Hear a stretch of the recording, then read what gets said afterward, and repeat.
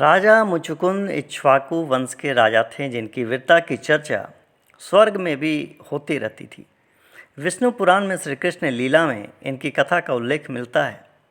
धर्मशास्त्र की माने तो राजा मुचुकुंद जो करीब 40 लाख वर्षों तक सोते रहे थे। राजा मुचुकुंद भगवान श्री राम के पूर्वज थे। तो अब जानना बड़ा ही रोचक होगा कि आखिर क्यों वे इतने वर्षों तक सोते रहे। नमस्कार मित्रों, आइए इस कहानी से जानते हैं। महाराज मुचुकुंद राजा मानधाता के पुत्र थे। वे जो है पृथ्वी के एक छत्र सम्राट थे। बल और पराक्रम उनका ऐसा था कि देवराज इंद्र भी इनकी सहायता के इच्छुक रहते थे और अक्सर ये देवराज इंद्र की सहायता किया भी करते थे। एक बार असुरों ने देवताओं को परास्त कर दिया। इस पर दुखी होकर देवताओं ने महाराज मुचुकुंद से सहायता की प्रार्थना करी। देवराज की प्रार्थना स्वीकार करके वे बहुत काल तक असुरों से युद्ध करते रहे। बहुत समय बीतने के बाद देवताओं को शिव जी की कृपा से भगवान कार्तिकेय के रूप में एक योग्य सेनापति मिल गए। तब देवराज इंद्र ने महाराज से कहा कि राजन, आपने हमारी बड़ी सेवा करी। आप वर्षों से यहाँ हैं और धरती पर युग के समान समय बीत गया है। अतः अब आपकी राजधानी का कहीं कोई पता नहीं है। आपके परिवार वाले सब काल के गाल में चले गए।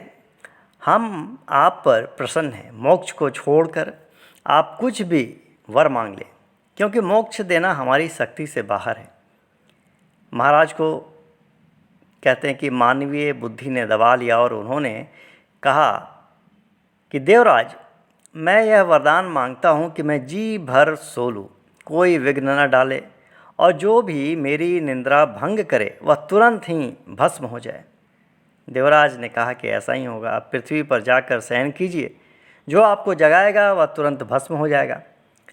देवताओं से वरदान लेकर महाराज मुचुकुंद श्यामाचल पर्वत की एक गुफा में आकर सो गए, जहाँ अब जो है मौनी बाबा की गुफा है। तो सोते सोते उन्हें कई युग बीत गए और अगर नापा जाए तो ये करीब करीब जो है 40 लाख वर्षों के बराबर आता है। इधर जब जरासंध ने कृष्ण से बदला लेने के लिए मथुरा पर चढ़ाई की, ये द्वापर युग की बात है, तो उस समय काल यवन भी युद्ध में जरासंध की ओर से लड़ रहा था और उसका सहयोगी बन करके उसके साथ था। काल यवन जो था वो जरासंध का परम मित्र था और भगवान शंकर ने उसे युद्ध में अजय होने का वरदान दिया था। भगवान शंकर के वरदान को पूरा करने के लिए भगवान कृष्ण रण छोड़कर जो है रण क्षेत्र को छोड़कर भागे थे और तभी भगवान श्री कृष्ण को रण छोड़ भी कहा जाता है। कृष्ण को जब भागता देखा काल यवन, तो काल यवन ने भगवान श्री कृष्ण का पीछा किया। मथुरा से करीब 125 किलोमीटर दूर तक आकर श्यामाचल पर्वत की गुफा में आ गए, जहाँ मुचुकुंद महाराज जी सो रहे थे। भगवान श्री कृष्ण ने अपनी पीताम्बरी मुचुकुंद जी के ऊपर डाल दी और खुद एक चट्टान के पीछे छिप गए और फिर काल यवन भी पीछा करते करते उसी गुफा में आ गया। दम से भरे काल यवन ने सो रहे मुचुकुंद जी को भगवान श्री कृष्ण समझकर ललकारा और फिर महाराज को ही भगवान कृष्ण समझकर जो है उनका दुपट्टा खींचकर जगाने लगा। महाराज जल्दी से उठे। सामने काल यवन खड़ा था। दृष्टि पड़ते ही वह जलकर भस्म हो गया। अब तो महाराज इधर उधर देखने लगे। भगवान के तेज से गुफा बिल्कुल जो है जगमगा रही थी। उन्होंने भगवान श्री कृष्ण को मंद मंद मुस्कुराते हुए देखा। देखते ही वे समझ गए कि ये साक्षात परब्रह्म परमात्मा है, ये भगवान जो है स्वयं भगवान है। तो फिर वे महाराज भगवान के श्री चरणों में लेट गए, उनको प्रणाम किए। भगवान ने फिर उन्हें उठाकर छाती से लगाया। भांति भांति के जो है वरों का प्रलोभन भी दिया, परंतु उन्होंने यही कहा कि प्रभु, मुझे देना है तो अपनी भक्ति दीजिए।